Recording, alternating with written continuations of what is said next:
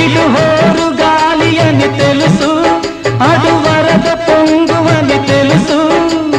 హోరు గాలిలో వరద పొంగులో సాగలేనని తెలుసు.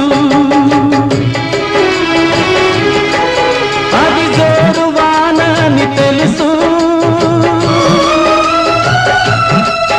ఇది నీటి సుడులని తెలుసు.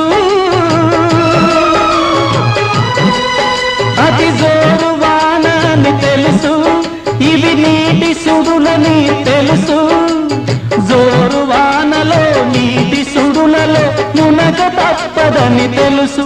అయినా పడవ ప్రయాణం తీరమెక్కడో గమ్యమేమిటో తెలియదు పాపం, తెలియదు పాపం.